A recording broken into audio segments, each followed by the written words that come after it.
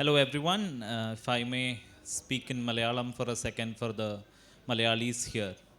മലയാളം മരിക്കുന്നു എന്നുള്ള നമ്മുടെ ഭയത്തിനെ തല്ലിക്കെടുത്തുന്ന ഒരു കാഴ്ചയാണ് ഇവിടെ കാണുന്നത്. തൊട്ട് മുൻപുണ്ടായിരുന്ന മലയാളം സെഷന് ഹൗസ്ഫുള്ളായിരുന്ന ഒരു മുറിയാണ് ഇപ്പോൾ ഏതാനും കസേരകളും നിങ്ങളും മാത്രമായി ചുരുങ്ങിയിരിക്കുന്നത്. അതിൽ സന്തോഷിക്കണോ പരിഭ്രമിക്കണോ എന്നറിയാത്ത ഒരു പരിഭാഷകനും ഭാഷാസ്നേഹിയും കൂടിയാണ് ഞാൻ. Thank you. So if we may start, I was just telling them how Malayalis often say that Malayalam is in danger.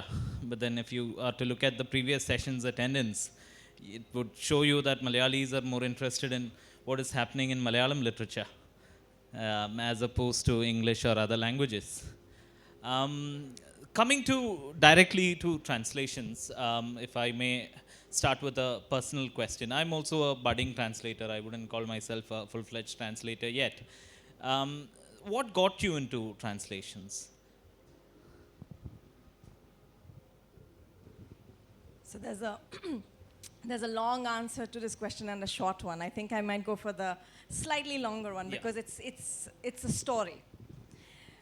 You know, the first time I recall translating something is or being expected to translate something is when I was about 5 years old. My father had given my mother a task, and the task was to go to the post office and to send a telegram in English to congratulate someone and send them wishes for their wedding. So my mother and I, hand in hand, we got to the post office. You know, we got to the window where you got the telegraph forms. You know, she got the form, but soon realized that the form was in English. And she did not know how to fill it out in English. It was language she did not have. And she fully expected 5-year-old me, who she had put into an English language school, to be able to read that form and fill that form out for her. And of course, I could not do it. And then she started shouting at the clerk at the window. And finally, with all the brouhaha, the postmaster comes out, and he looks at the situation and he offers to fill the form out. But this expectation that I would be able to translate something, I think this is my first memory of translation, so to speak. And what I find is that, you know, from that age on, you know, since I was a child, I found myself translating between two worlds. You know, the world of Gujarati, that was the world of the home, and the world of English, which was the world of school, but also the larger world, the intellectual world that I engaged with. And I find that it is that translation, you know, that translating between the domestic and the public, between, you know, the mother tongue and another tongue, and moving back and forth between those worlds, that led me to translation. All right. Do you also see it as a form of resistance, as a political action, maybe? As you're, if I am right, you are somebody who's very vocal in terms of your political stands, your poetry, your translations, or stand testimony to what you believe in. Of course, your childhood, your memories of translation start there. But then, right now, where does it stand? Is it a resistance of some sort? I would agree. It does, you know. So there are different ways in which translation becomes resistance today. So one way in which it becomes resistance is in the translator's choice of what they are going to translate. So right now what I'm working on are translations of Dalit and Adivasi poetry from Western India, particularly from Gujarat. So now what makes this a political choice? You know, I think particularly in today's political climate and in the, you know, with our current dispensation, what is happening is these are the very voices which are not being heard, which are being excluded. So when a translator chooses to translate works from a regional language, Gujarati in my case here, into English, what is happening is these voices are being amplified. Because English, much as it is the colonizer's tongue, also becomes a language that we can all communicate in.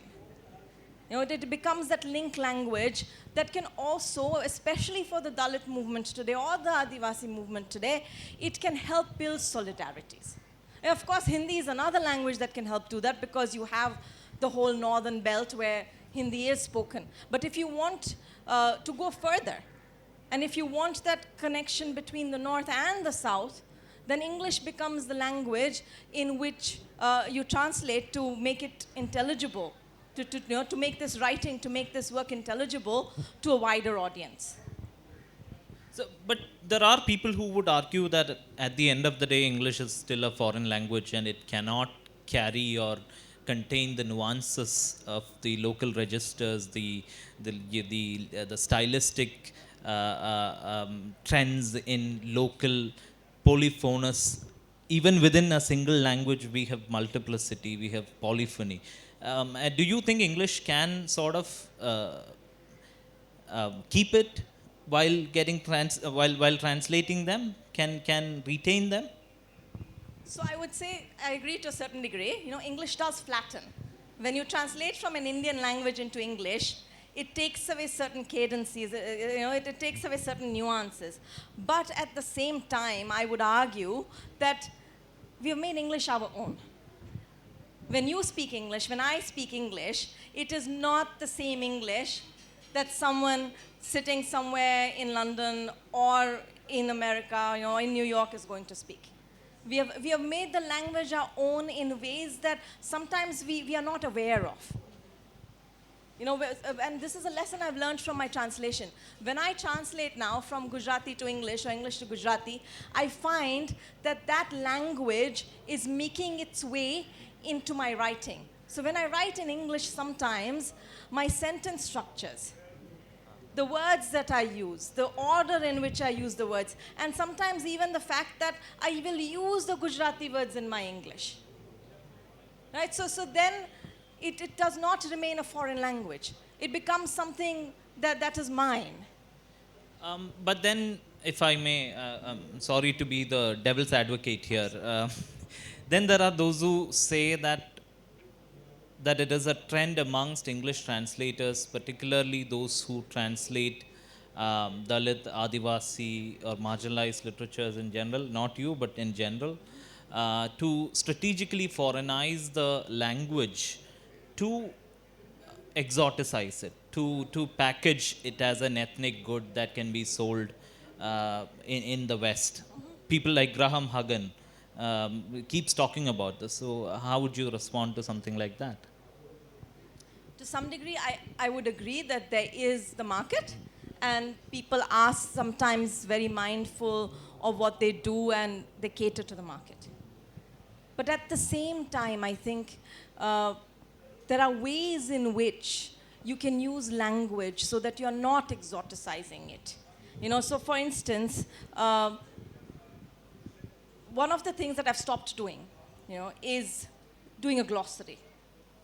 Or, giving meanings at the end of a poem or at the end of a translation, even if I've used words that are not familiar to an English reader. And one of the reasons I do it is, for the longest time, for decades, for centuries, we have read literature from the West. And I'm going to put West in inverted commas. We have read literature from the West. And we have tried to understand the culture and the cultural context from which that literature comes in order to understand it. So now, when I am writing, and I'm writing in the English language, I expect that reader to make the effort to understand what I'm writing. And it is easier today than it used to be before. There are certain words you can just Google. Right? When Google is your friend, you do not need a glossary. Would you say that it is the empire writing back in many ways, to translating back, if I may call it? You can say that. You can say it's the empire translating back. But I would say, this is something that more people have to do. Yes. It's not, and also when I say more people have to do, I would say more writers from the regions that have so far been the other places of the world, that have been the dark places of the world. We all have to be able to write for each other, we all have to write to each other and speak to each other. Do you think that process, are you hopeful? Do you think it's we are looking at a world order where we do not have to look west any longer? I am very hopeful. And I'm very hopeful because we have writers like Khadija, who's sitting right there, because we have people like Alvin, who's also sitting right there, who are interested in creating this conversation. There's Yvonne, who's also been speaking, and we've all been saying similar things. And I think this particular, this festival has allowed those conversations to happen. So I'm hopeful because there's a will to will for those conversations to happen, and a will to carry those conversations forward. So not let them just be conversations here at a festival, but let us set up a network of writers. Let us set up a network of publishers so that we are publishing across Asia. And then even if we translate into English and publish, we are not just publishing for a Western readership. We are publishing for a wider Pan-Asian readership. We are publishing for a readership that's, that is in Africa, that is in South Asia. Now, something slightly different from this. This is something that I keep asking writers and translators. I know that in South India, many of our languages and many writers themselves grew up reading a lot of Western, Russian, European, American literatures in translation. Did Gujarati have such an active culture of translating world classics? I'm just curious to know. Absolutely, and I think that's a trend that's been disappearing. So my mother would have read a lot of world literature translated into Gujarati, and she did. And that is not something I could say I did as I was growing up so much. I started reading those world classics in English. And then, which is not to say that I did not read other literature in Gujarati. But somehow over the decades, I think especially in the 90s and 2000s, that trend petered off a bit. So that now what is being translated is more popular literature from the English and other languages into Gujarati. For many South Indians, Gujarat represents something else entirely. A space that lacks hope, if I may say, a bastion of Hindutva, a bastion of hardcore thought processes. How do you see Gujarat? As a Gujarati, as a writer, both in English and Gujarati, what hopes do you have for your own state, if I may ask? That is a really tough question. And I will say, I can only have hope. And I think it is important to have that hope that, that there will be more of an opening up. Because even when you say, you take the literary establishment, that's just an example. Right? Let's take the literary establishment. And Dalit literature in Gujarat, what we call modern Dalit literature, has been, it's being written in Gujarat since the late 70s. Yeah? And I think Gujarat has not really embraced it. So Dalit literature has always remained something that is on the margins. And interestingly, and then this is, and I find this a point that we should think about. When I won the PEN Award for translating a section of Umesh Solanki's Transformations, Umesh is a very fine writer. He's a Dalit writer from Gujarat. And his novel was published in 2017. Some critics took note of it. But the number of people who wrote to him and congratulated him and said, it is such a fine work and we are so glad it won the prize. The same people had taken absolutely no note of the work till 2023, 2017 to 2023, when the work wins a prize. So, this kind of international record, I'm mentioning this because we spoke about English and we spoke about the West and the politics of translation. And then I would say now the politics of prizes and publishing as well, right? So the reason I want us to think a little more about this is, we are, despite the fact that we want to move away, we want to create our own spaces, we are still to some degree looking to the West to give us recognition. Do you think that's, I sometimes feel that is a pan-Indian phenomenon. It's also that we as individual languages and literary circles, we do not read each other. We only read each other when there is a prize, when there is a translation, and then there is a prize that is awarded to it. I think, of course, there are exceptions, but largely, do you feel that individual languages in India remain as echo chambers that do not give and take from each other? I think they do. There are certain languages between which there is translation. So, for instance, you have translation from, say, Bengali into Gujarati. There's a lot of translation from Bengali into Gujarati. There's some translation from Malayalam into Gujarati. But these translations happen thanks to individual translators who are, who have facility in those languages. Now, for these languages not to remain echo chambers, not to remain silos, I think we need more of an institutional push than just the Sahitya Akademi commissioning writers to translate between languages.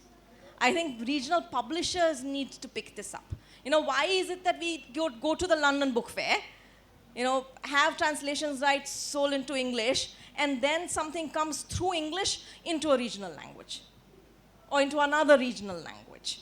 So I think publishers, individual publishers in the different regional languages need to take this up. And of course, writers must push for this.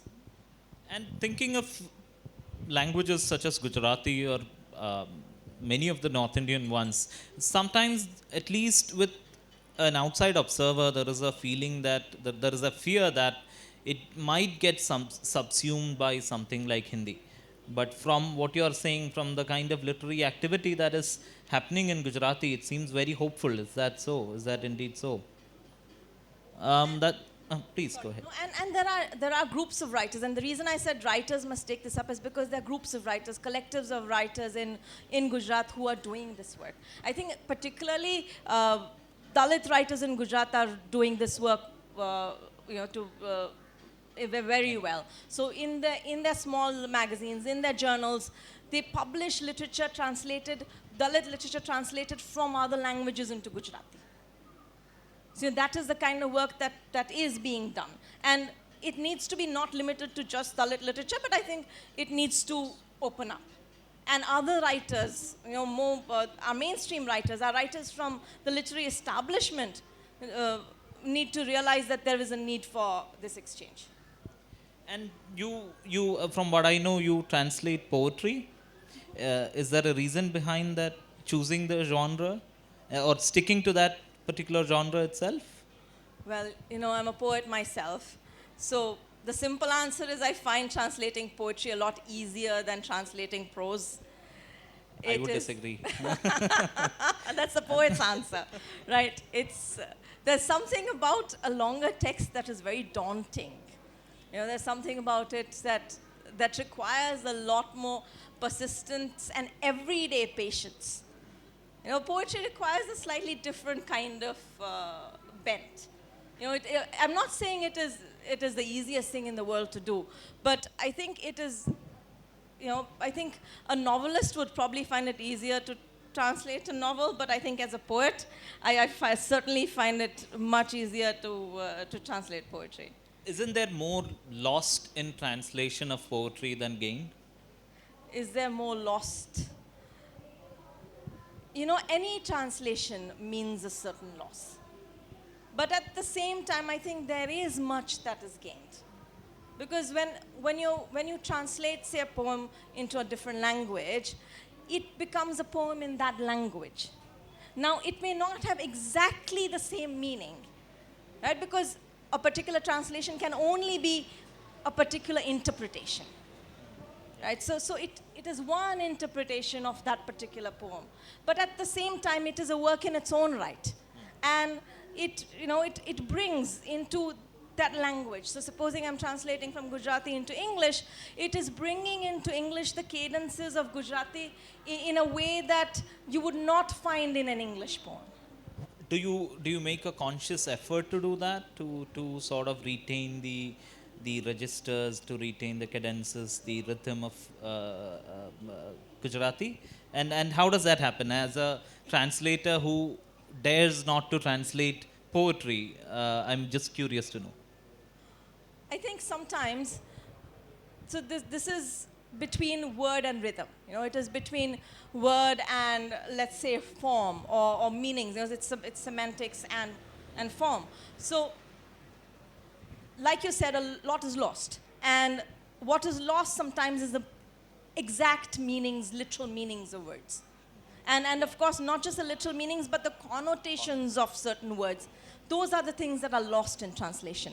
Now, what can you do to balance that? You know, what can you do to make sure that the meaning is conveyed despite that loss of connotation? And one way I have found I can do it is through preserving some of the rhythm, is to try and preserve some of the wordplay, the sounds, the form, working with the form. I think those are the ways in which you can convey the meaning while knowing that some of the connotation is being lost. So in that context, can I request you to read out a poem of yours, either in translation or your own? Right. So If there is a Gujarati original that you can read, it would be wonderful as well. Gujarati original, right? Okay. So then it will have to be mine. Okay. I wanted to read you, and I will. May I? I'll do two things. Okay, I will please. read a short poem of mine in Gujarati and its translation, and that will tell you something about what I've been talking about in terms of preserving the sound. But then I also want to read another poem by an Adivasi poet called Jitendra Vasawa, and he's talking about languages. I think it's a poem that is very relevant to our conversation today. So the first one.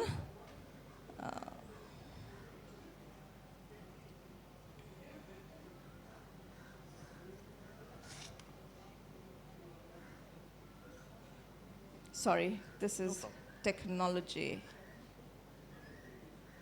All right. So this particular poem was written when I was reading a lot of Andal and Laldet. I like to call them my foremothers. And Andal and Laldet, for those in the audience who haven't heard their names, are what we call saint poets. They are women who wrote about the spiritual, but at the same time wrote also about the body. And that is what I was trying to capture here. So the Gujarati goes, Dano. Dano means seed. Dano. Chabutre ubi andal, ચકલીની આંખમાં ભૂરું આકાશ જોઈ દાણાને સંબોધે છે. ભોગ છીએ, ભોગ બની તેને ભોગ બનાવીએ છીએ. ચકલીની ચાંચમાં દાણો, દાણામાં આંડાલને લઈને ઉડી ચકલી, ચકલીની આંખમાં આકાશ. And I've translated it as word seed. Standing by the bird feeder, Andal sees the sky in the sparrow's eye and says to the seed, "We are food, sacrificial, consumed, to be consumed. We make him a sacrifice. In the sparrow's beak, a seed. In the seed, carrying Andal, the sparrow flies. In the sparrow's beak, the sky.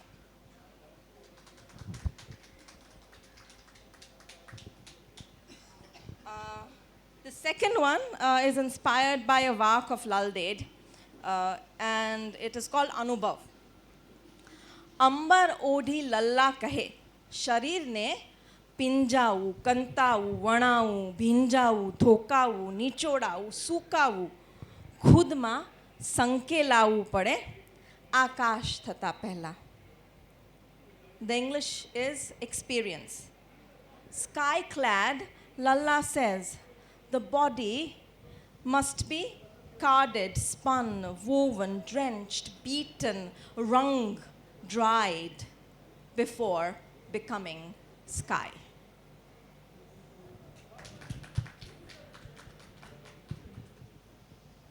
And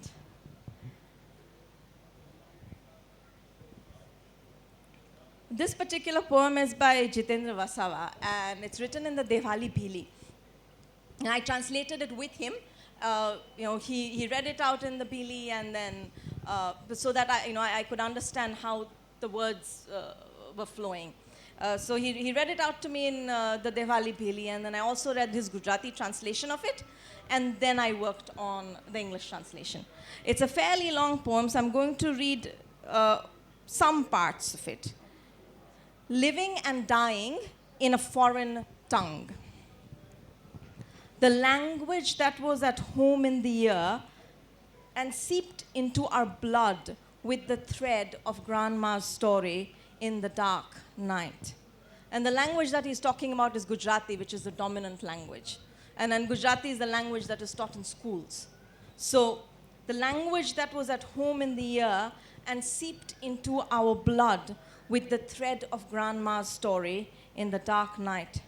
Through forest, river, field, astride Grandpa's shoulders, that the language that entered within through the eyes.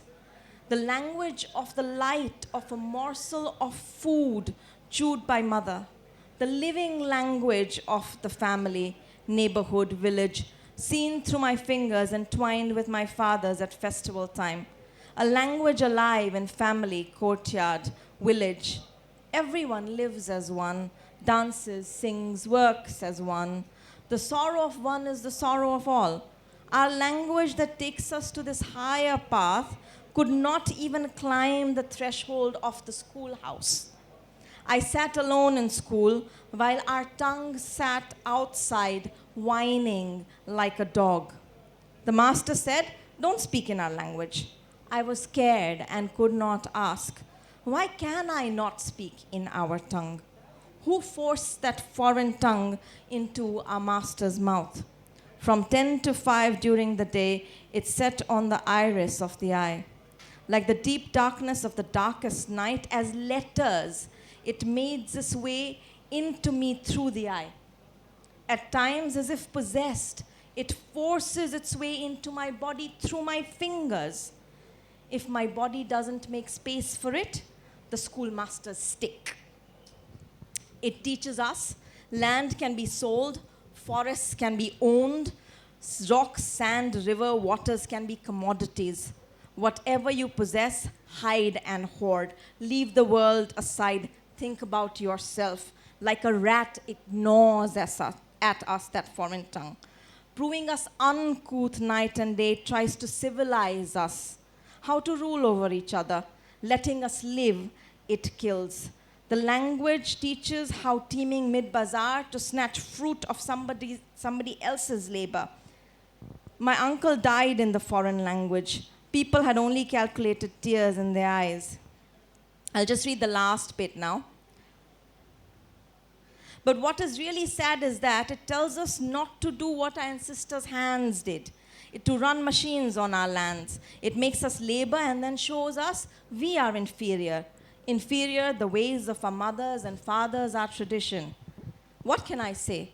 With legs, hands, eyes, it cripples, blinds us, and leaves us in the midst of our language. It leaves us living dead, that foreign language. My God, that is powerful. That is moving. I was getting goosebumps here, sitting listening to it. It's and that is a plight I think that has come to many of the languages of the Adivasis, of the Dalits in many parts of the country, including Kerala. Even when we talk about all that Kerala is, unfortunately, we do not care for our minor languages, the languages of our minorities. We want to standardize language. I was, in fact, shocked to hear that there is. In the previous session, I was shocked to hear that people are still talking about the right way of speaking a language, the right way of standardizing a language itself. So, what is your hope for such languages, the minor languages, if I may call it, minor by no other standards but by numbers alone? You know, just before I got to the venue, I was speaking with Peggy Mohan, who's written a fantastic book on languages. And we were having exactly this conversation about languages, and particularly minority languages. And she used this image. She said, we want to, and by she means the urban educated elite, who will speak either in English or in the standardized version of whatever regional language it is.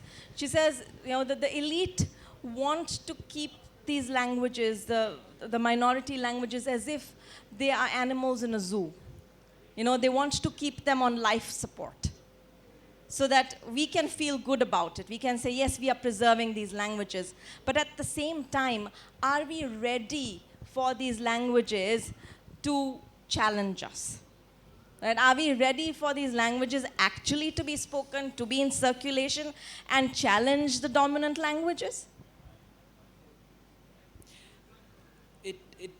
In many ways, I think in Kerala's context, it is not just even that. Of course, there are minority languages that have been relegated to not even a second tier position. I would say much less than that. Even within the Malayalam language, I would say there is a losing tug of war between the Dravidian the vocabulary versus the Sanskritized version of Malayalam.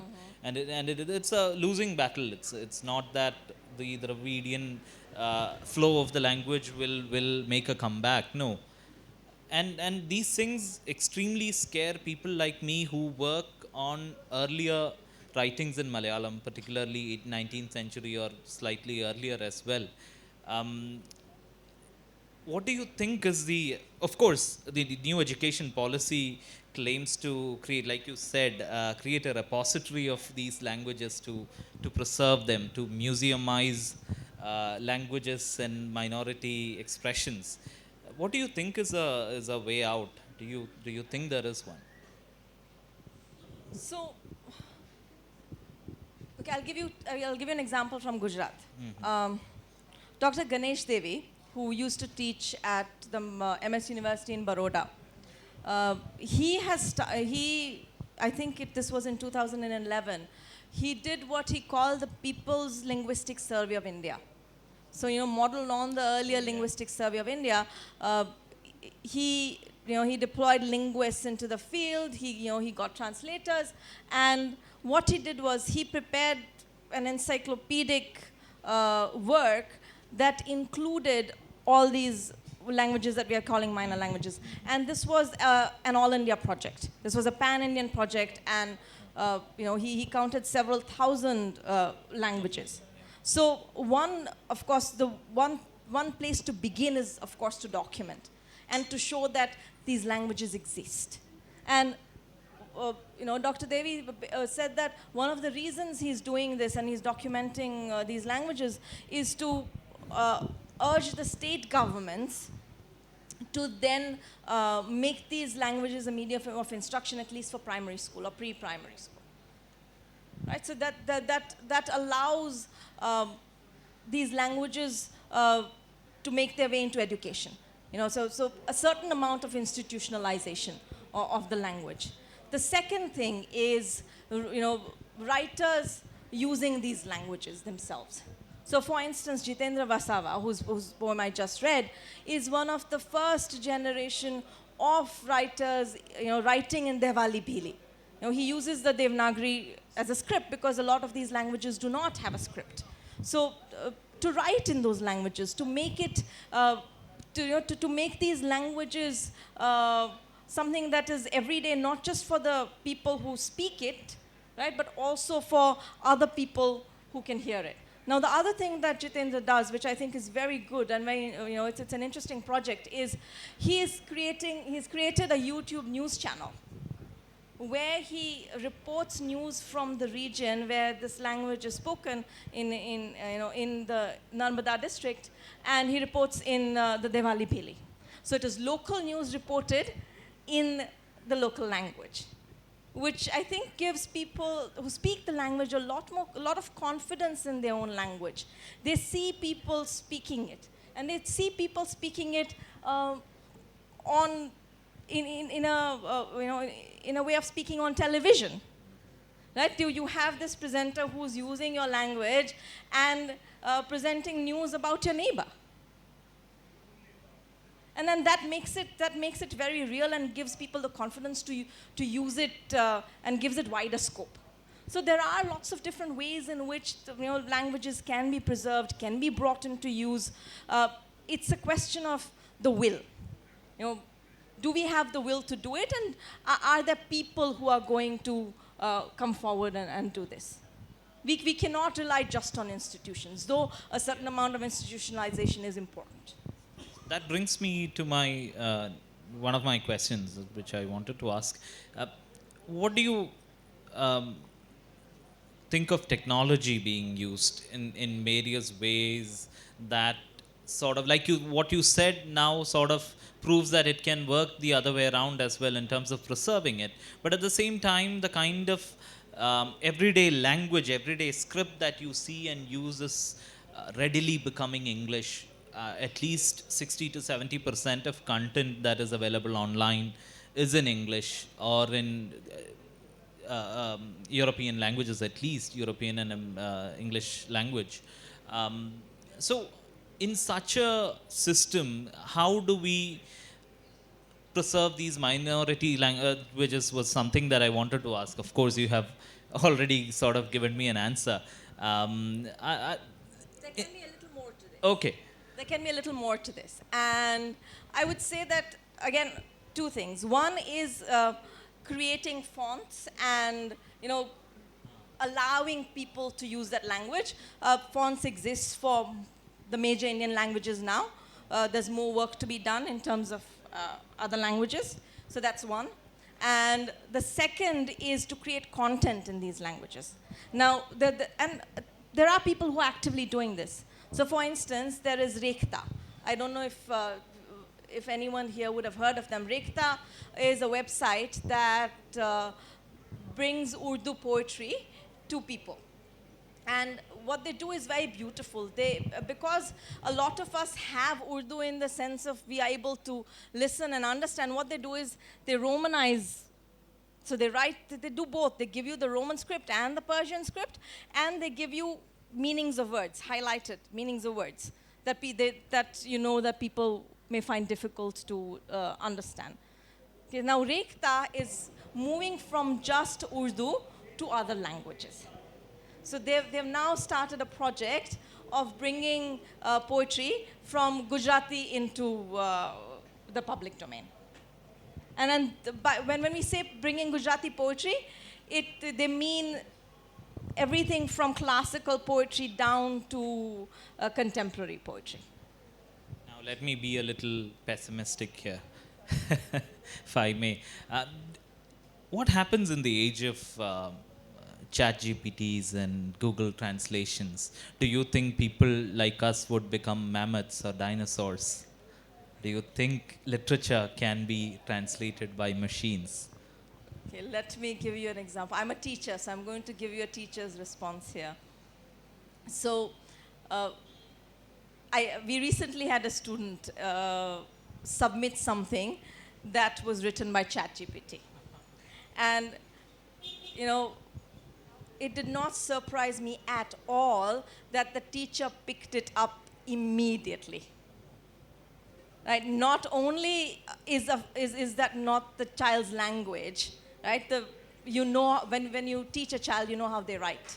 So not only was it not that child's own language, it was also not the structure that and form that they would use to answer such a question. So yes, ChatGPT can write, but I think there's something very human that is lost when ChatGPT writes. You know, there's a algorithmic logic to that writing, because when you give the question, it has a lot of information at its disposal, which it uses and consolidates and structures and writes. But that paragraph that ChatGPT writes is very formulaic. Yeah. Now, if you ask ChatGPT to write, say, in the style of Dostoevsky, and say, this is a paragraph, write a paragraph like this, ChatGPT might do that. Will do that, yeah. Right? But if we are talking about original work, original writing, I think that is a different question altogether. And I think that still needs a human being. Yeah, it's like somebody said, it's formulaic stuff in a non-formulaic way. Now, coming to your own works, your writings, I read recently that you have been working on a project that sort of puts together, juxtaposes colonial archival documents with personal narratives, local histories, and things like that. And I found it to be a very curious project, a very interesting project, to say. What is that? Can you tell me a bit about that? So this started off as a pandemic project, you know, and a pandemic project in the sense that it is about memory, it is about history, and to some degree, nostalgic. You know, though I must say, and because it is nostalgic, I had to work very hard at not letting that nostalgia make my writing exotic. So I was missing home. I was in Singapore, you know, through the pandemic, and I was missing home a lot. And one of the things that I remembered one day was the Gazetteer. You know, I was doing some research and I just came across the Gazetteer, and this is the Gazetteer of the Bombay Presidency, and particularly the volume on Kathiawar, which is where I come from. So I was going through the Gazetteer. You know, it was just curiosity. What does it look like? Because for those of you who don't know, the Gazetteer is a part anthropological, you know, part official document that was written to help the British govern the provinces. And there were gazetteers on the different provinces.